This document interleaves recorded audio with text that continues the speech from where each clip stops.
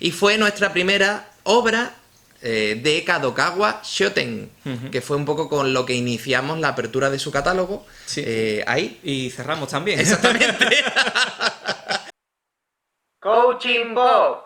Hola poperos, aquí estamos en un nuevo vídeo. De Diario de dos Coach Frikis. Hoy continuamos con la historia de Archivo Secreto Manga Line, Claro. que ya hacía tiempo, ¿no? Que os quedasteis ahí en ascuas, como se suele decir, ¿no? Sí. Con esa pedazo de fiesta de conmemoración del aniversario, ¿no? Que quienes no lo hayáis visto ya sabéis, cuando acabe este vídeo lo veis, ¿vale? Os lo dejaremos por ahí arriba. Y hoy vamos a abordar lo siguiente que fue final de 2001 y comienzo de 2002, ¿verdad, Dani? Exactamente, en ese sentido, pues bueno, las relaciones con Japón parecían que iban viento en popa, ¿no? Lo dejamos, bueno, en el auge, ¿no?, de esas pedazos de fiestas a la que acudimos, ¿no? Hakusen ya estaba muy contenta con los resultados que le íbamos dando y pensábamos que era el momento también de empezar a abrir otros horizontes, es decir, de dirigirnos a otras empresas japonesas, ya con informes de ventas y con resultados de éxitos editoriales y, bueno, pues echar nuevas ofertas de nuevos catálogos y de nuevas empresas, ¿no? Y ahí comenzamos nuestra negociación con una de las editoriales que, bueno, pues mejor nos trataron y más Sí. confianza tuvimos, ¿no? Que fue Akita Shoten. En concreto, ¿con cuál, Dani? Con Vampire. ¡Uy! Vampire Princess Miyu, o como le decimos nosotros, el Vampire Miyu. El Para los Vampire amigos, Miyu. El Vampire Miyu. Vampire Miyu. Porque yo no voy a empezar aquí a pronunciar en plan pijo inglés, lo siento. Pues nada, llegó esta serie mítica que habíamos visto en nuestra etapa anterior, que además en los que hayáis visto el vídeo de Manga Manía, pues ahí podéis ver un poquito también sobre el tema, Sí. porque Miyu, los OVAs, llegaron gracias a Mangafilm, que editó los dos primeros, ¿vale? Se quedó ahí, no continuó. Sí. Y la realidad es que ya conocíamos esta obra desde esas ediciones en VHS e incluso desde los fanzines. Sí. Yo había leído fanzines en francés, Dani, De Miyu. donde hablaban de Miyu. Hmm. Y la verdad es que me apasionaba todo el tema de vampiros y, bueno, un poco lo que rodeaba, ¿no? A la obra, que no era solo vampiro, ¿no? Sí, bueno, como ya dijimos en anteriores vídeos, realmente nosotros nos dirigíamos a obras que conocíamos porque las habíamos consumido de alguna forma y que veíamos que tenían un potencial muy fuerte y que podían arraigar perfectamente en nuestro país, ¿no? Entonces, en cuanto revisamos el catálogo de Akita Shoten y vimos Miyu, pues dijimos, esta tiene que ser una pero del tirón, la primera, ¿no? De hecho fue.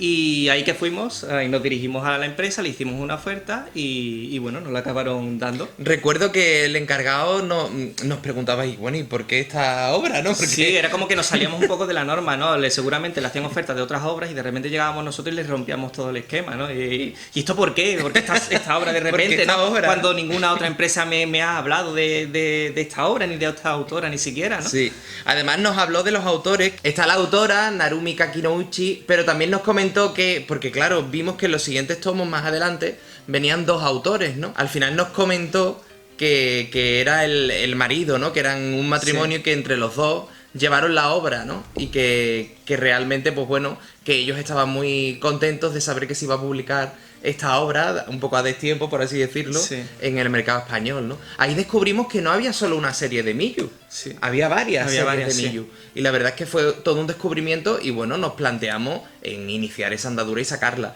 La realidad es que bueno, también se hicieron 6.000 copias de este primer número de Miyu y la verdad es que funcionó también bastante bien.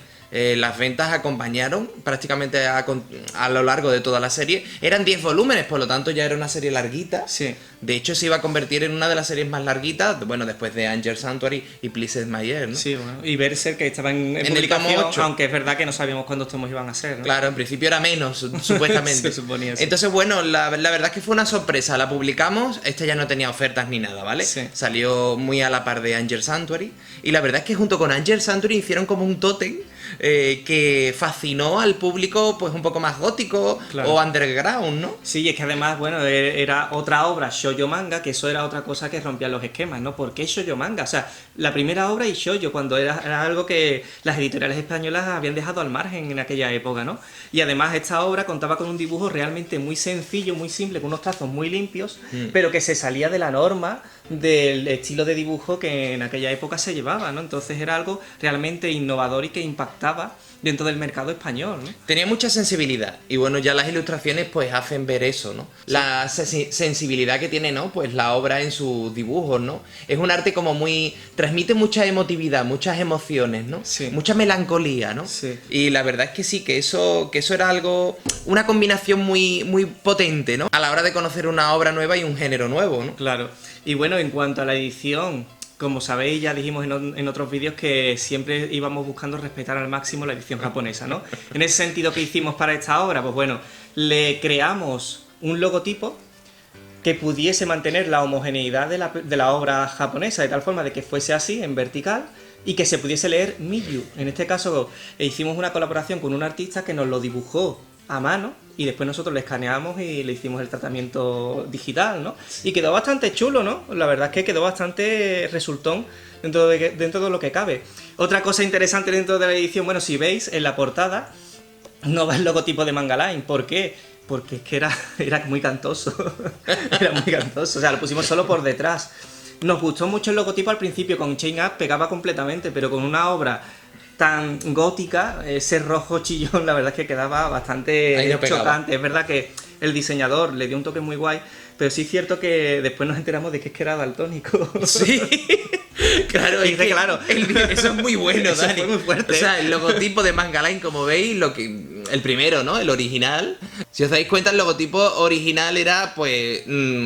rojo y verde, ¿no? Sí. Claro, y efectivamente, como dice Dani, es que el diseñador gráfico era daltónico. Nos enteramos después. A ver, es verdad que a nosotros nos gustó y no sabíamos ese dato, ¿vale? Pero sí que es cierto que, claro, las reglas de diseño dicen que este logotipo, en verdad, para mantener una homogeneidad, como decíamos, no es posible. Canta muchísimo, ¿no? De hecho, se nos ocurrió, en Berserk, eso no lo dijimos, pero se nos ocurrió matizar un poco los colores, Sí. bajar un poco la intensidad, y sí. por eso en Berserk pues tenía un tono un poco más mate, ¿no? Sí. El color, Sí, ¿no? además tiene como un efecto piedra ahí que le dimos para que de alguna forma pues bajase toda esa intensidad que tenía, ¿no? Es que además yo recuerdo, Dani, conforme lo iba diseñando, yo recuerdo de habérselo dicho. Sí. Porque yo mismo lo veía muy cantoso. Claro, nosotros es que en esa época, aunque le decíamos las cosas a los diseñadores, es verdad que nos dejábamos guiar mucho, porque nosotros todavía no tenemos un criterio fuertemente arraigado en cuanto a normas de diseño, ¿no? Entonces, en ese sentido, si el diseñador nos decía, oye, que está bien, pues nosotros decíamos, bueno, Claro. vamos a hacerle caso, ¿no? Yo recuerdo que él decía, no, sí, pero esto está muy bien. Esto no está sé muy qué. bien. Yo decía, bueno, vale, pues Claro. sí, pues él sabe más que yo, ¿no? Que lleva Claro. más años en la industria, en las artes gráficas, ¿no? Exactamente. Después otra cosita que le añadimos a la edición, por supuesto, la página a color. Yo no recuerdo si la edición japonesa tenía... Sí. La incluía así, ¿verdad? Sí, claro. Porque nosotros éramos de, si la edición no la tenía, nosotros buscábamos el material para poder ponérselo, ¿no? Además es que esto era toda una revolución en la época, tanto en Yura y Makoto como en Miyu. Eran las primeras colecciones, obras que realmente incluían páginas a color al comienzo. Las personas no estábamos acostumbrados, los otakus de la época, no estábamos acostumbrados a ediciones fieles y mucho menos que contuvieran pues lo que es esa página en color, ¿no? De hecho, yo recuerdo que cuando nos asesoraban un poco el distribuidor y demás, Sí. es como que nos decían, bueno, pues quítale la página, ¿no? ¿Para qué se la Claro, va? claro. Porque encarece, pero Encarece. ¿para qué, no? Pero no, nosotros teníamos que respetar Claro. la edición original. No, y os digo una cosa, el público fan lo agradecía muchísimo, muchísimo, porque era algo que no se veía, es que no se veía, no se encontraban unas ediciones tan cuidadas. Fuera, lógicamente, de los errores de diseño que pudiésemos tener por ser novatos todavía, pero se notaba que había un mimo especial en cada una de las obras, porque os aseguramos que en todas ellas estábamos al lado del diseñador gráfico para decir las instrucciones de cómo tenía que ser la portada según nuestro criterio. De Sí. hecho, Berserk, por ejemplo, también estuvimos en todo el proceso y le dijimos que le pusiesen las herraduritas esas tan características, el efecto de libro viejo por detrás. Todo y- eso que además os lo hemos contado en otro vídeo. Os lo Exactamente. dejaremos por ahí arriba, ¿eh? Al igual que con Plisa y Mayer, que le pusimos la luna, en fin, que tenía Claro. un curro detrás, que le dábamos al coco para que la cosa quedase muy bien, ¿no? Sí, Muy nos cuidado. llevábamos días y días o semanas pensando cómo podía ser el diseño, la verdad es que sí. Así que bueno, de hecho, bueno, esta edición se agotó completamente la primera al cabo del tiempo, no Sí. recuerdo en qué tiempo, y de hecho hicimos una reimpresión que la tenéis aquí, Sí. que a priori, bueno, pues no tiene diferencia, Sí. exceptuando el lomo, que si os dais cuenta ya cambiamos el logotipo Manga Line, que ya os contaremos qué fue lo que se hizo Sí. con eso de los colores. Y la contraportada, que si os dais cuenta, pues también varía un poquito. Sí, y también hay que decir que en esta nueva edición se corrigió defectos de escaneo.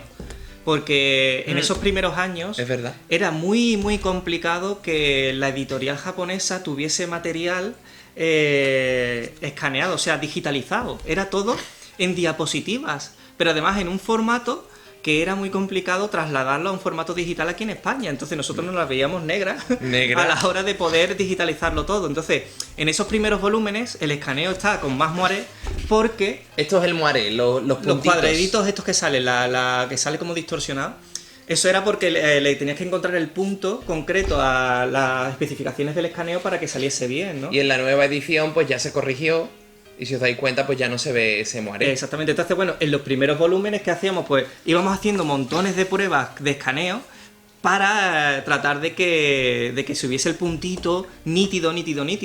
Al principio no lo conseguimos todo lo bien que nos hubiese gustado, ¿no? Pero bueno, aún así, los poquitos tomos los fuimos corrigiendo y hasta el final tuvimos un resultado muy bueno, ¿eh? Oye, a ver cuántos de vosotros en el año 2001 habréis sido capaces de hacer una editorial de este modo. Vamos, de hecho, otras editoriales competidoras, Posteriores. ¿no? Competidoras que estaban en la misma época tenían el mismo problema, Sí, ¿eh? sí, y no buscaban soluciones según veíamos nosotros porque seguían cometiendo esos errores. Sin embargo, nosotros estábamos empeñados y al final conseguimos con el proceso pues mejorar el escaneo y que se diese buen resultado. Y además tenemos que situarnos, en aquella época éramos de los pocos, o por no decir de los casi primeros, que realmente tirábamos siempre de la edición japonesa. Sí. Las demás editoriales no tiraban de ediciones japonesas, sino de ediciones de Francia o de Estados Sí. Unidos, digamos que venían de material de producción ya medio trabajado por otros profesionales de otros países. Entonces, bueno, ese hándicap que nosotros teníamos con obras que en algunos casos no se habían publicado fuera de Japón, Sí. pues evidentemente ellos no lo tenían al tirar de ahí, pero nosotros no queríamos tener las onomatopeyas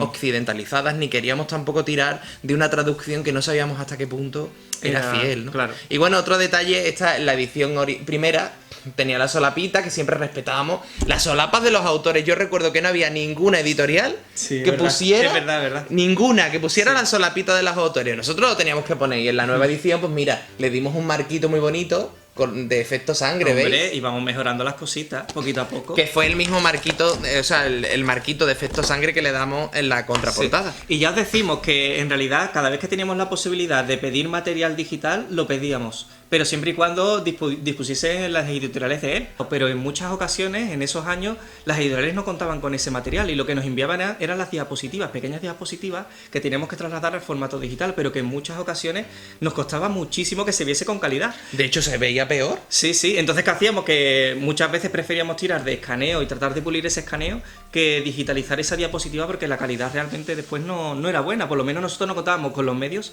para poder digitalizarlo en condiciones. Además, yo recuerdo portadas, ¿no? de las propias obras, cuando digitalizabas la diapositiva, la sacabas y la escaneabas con un programa, ¿no? Y con un material, digamos, para poder pasarla gráficamente, los tonos no correspondían con la edición original. Sí, Y recuerdo de haberle escrito a las editoriales japonesas y preguntarle, oye, mira, los tonos...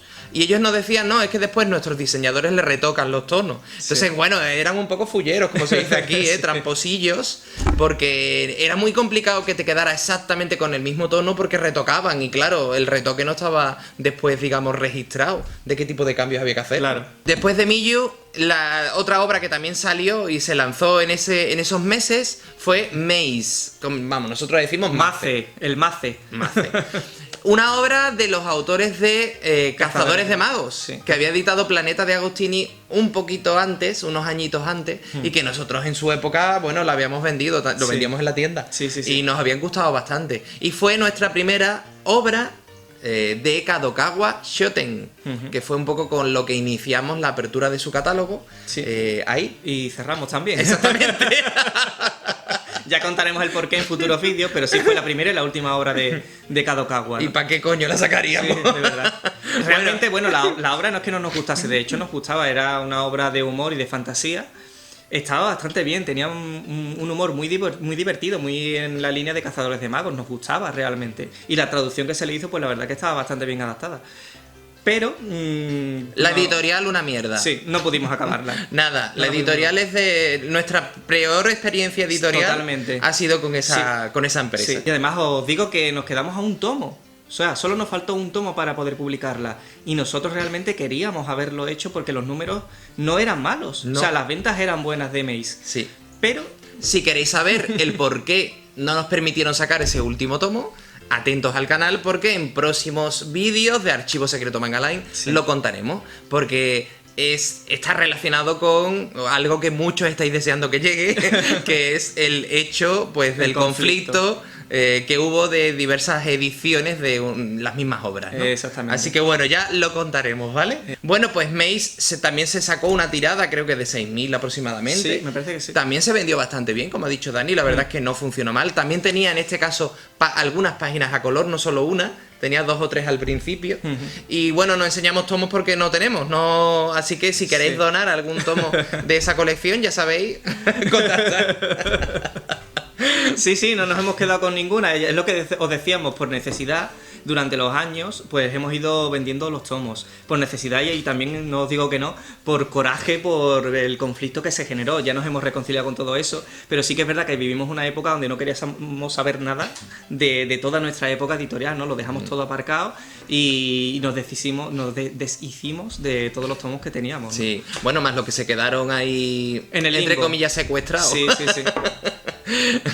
Entonces, bueno, esa obra, la verdad es que el recuerdo que tenemos, como dice Dani, durante muchos años era nuestra obra maldita. Digamos que no teníamos ningún buen recuerdo de la misma. Claro. Pero si ahora echamos vistas atrás, pues sí que fue bonito la edición. Bueno, bonito. Fue peculiar. Era una obra distinta, divertida, más Sí. tipo shonen al uso.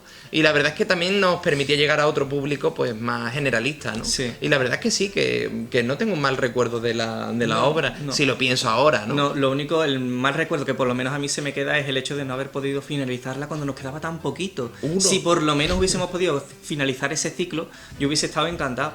Pero se nos quedó esa espinita de haberla dejado con un tomo ahí en el aire, ¿no? Sí. Y fue una pena realmente, ¿no? Sí, sí, porque no nos dejaron, ¿eh? Sí. Entonces nos dejaron directamente. Y bueno, ¿qué otra obra se lanzó también en esa fecha aproximadamente? Bueno, después de las ventas que estaba teniendo Berserk, que era un título que nadie, vuelvo a repetir, nadie esperaba ese boom ni ese éxito, porque mes tras mes el número 1 se pedían más y más y más ejemplares, era como que ese pack, vamos, lo petó, ¿no? ¿Qué decidimos sacar? Pues otra colección, otra obra de Kentaro Miura, ¿verdad, Claro. Dani? En este caso, pues el tomo autoconclusivo llamado Japón. O Ahí. Japan, ¿no? Japan, que nosotros le pusimos Japón. Japón. Porque ¿para qué vamos a ponerle Japan si es Japón? Sí. Y bueno, en este sentido, si os dais cuenta, la edición de la obra exactamente igual que la japonesa, tanto fue así que nos colamos en el sentido de que esto que veis aquí se supone que pone Japón, ¿vale? Se supone. Sí, se lee. Había personas que nos decían, oye, quiero el tomo de Iron. Y le decíamos, no, es Japón, es Japón, ¿vale? No me acordaba de eso. Iron, vale, bueno, es que si lo lees así, no sé si se apreciará, pero bueno, sí que es verdad que puede ser que parezca que pone Iron porque esto parece una R en lugar de una A y una P juntas, ¿vale? Entonces, bueno, claro, ¿qué hicimos? El logotipo estaba aquí en letras japonesas, ¿vale?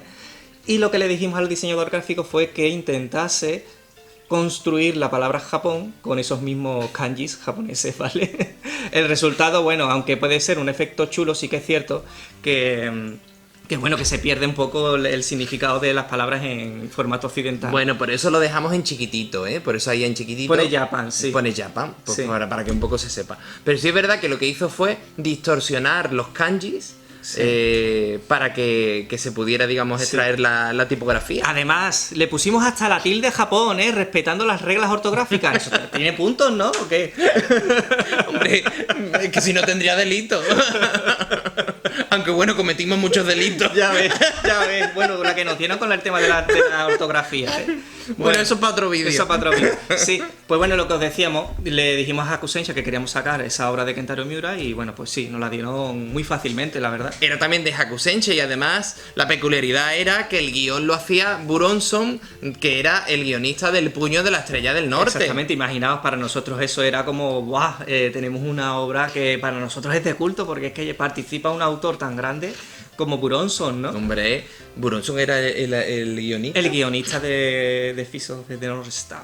Japón tuvo una tirada de 7.000 ejemplares, también se vendió bastante bien.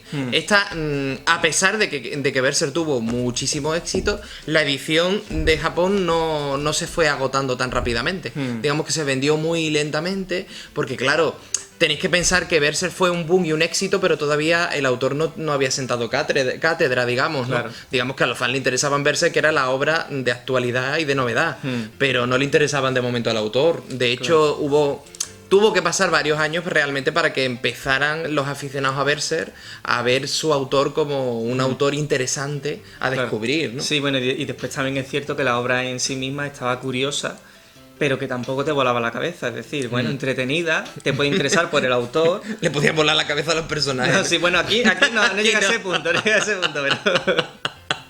pero que sí, que era una obra menor realmente, ¿vale? Sí. Era simplemente la sacamos por seguir la estela de un autor que estaba teniendo éxito. Pero fue una sorpresa eso, el que no tuviera la acogida que esperábamos que... O sea, sí, se vendió muy bien, Sí. pero no tuvo la acogida No. que esperábamos ni por asomo. No. ¿Vale? Y bueno, peculiaridades que empezamos a añadir en estas ediciones, bueno, tanto en Miyu como en Maze, como en esta Japón, empezamos ya a utilizar una nueva fuente que no era la Comic Sans. Entonces eso al público la realidad es que le gustó bastante. Sí, lo que explicamos en el anterior vídeo, creamos dos tipos de fuentes, Sí. una para unas obras más infantiles, por así decirlo, juveniles, y otra más serias, Sí. más adultas. Y ahí ya implementamos esta. Esta era una modificación de una que ya existía, pero no fue la que creamos de cero, ¿vale? Vale, Le hicimos vale. pequeñas modificaciones, pero era una fuente que ya existía. Pero como teníamos el programa de edición de fuentes, le añadimos pequeños detalles como tildes y demás que no venían, y la verdad es que el resultado fue bastante bueno. Así que bueno, si todavía no tenéis esta obra y os interesa el autor, este tomo se puede encontrar fácilmente en canales de segunda mano, quiero decir, ¿vale? Sí. Y la verdad es que bueno, está bastante bien, le podéis echar un vistazo porque a mí no me disgustó. Es verdad que es una historia, sí, abierta, pero bueno, sí tiene su final, ¿no? No, esta sí tiene su final. El tema está que tiene una estructura muy sencilla, ¿no? Es como que tiene un mundo post-apocalíptico donde hay un hombre que, bueno, que de alguna forma se hace líder de una situación y, bueno, como que cambia, ¿no? Esa estructura post-apocalíptica de alguna forma, pues empieza a cambiarlo, ¿no? Que si os dais cuenta es bastante parecida a la obra nueva que ha sacado ahora recientemente Panini, de Gigantomachia o algo así.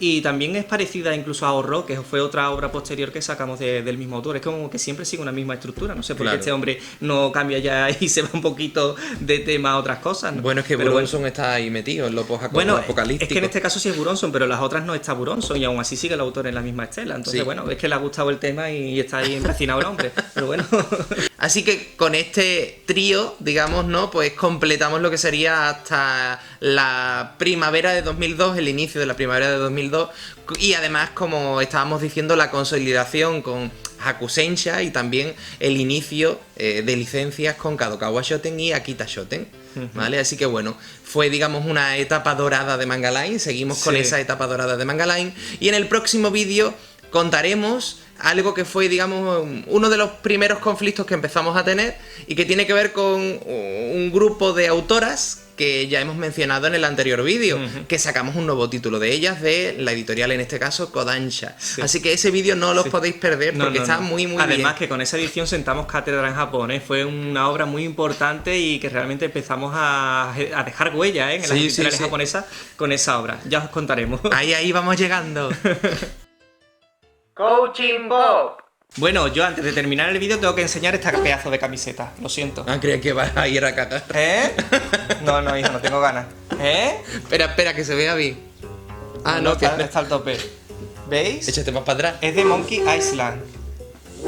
Ahí, ¿la veis, verdad? Sí. Fue un regalo de Reyes.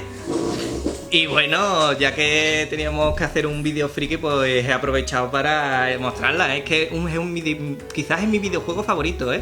El que más me gusta. Tengo varias camisetas, me lo paso al juego un montón de veces y bueno, Bueno, dejo constancia. de hecho, los que seáis poperos, que estáis ahí fieles al canal, veréis que cuando hacemos los vídeos relacionados con los secretos de la industria del manga, detrás podéis ver un cuadro también que tiene De que ver Monkey con Monkey Island. Island. Sí, sí, Esas pues- son las pistitas, los secretos, ¿no? Que podéis visionar. Yo no tengo nada. Estoy totalmente normal y ordinario. Qué ordinario, madre mía.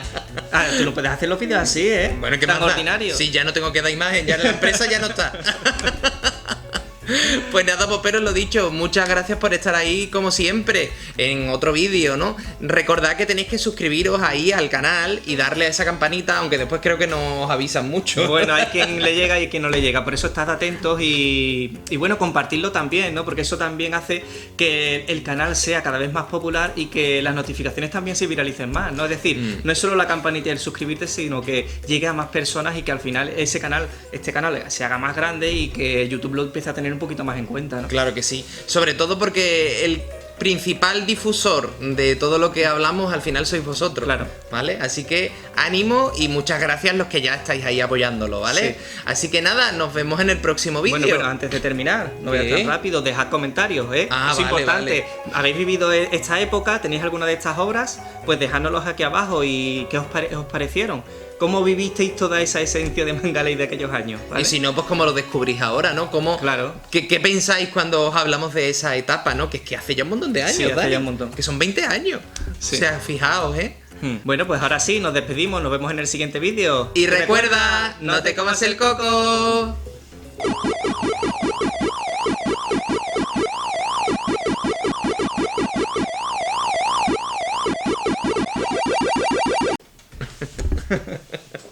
Yo me acordaba de decirlo de los comentarios. La falta de práctica.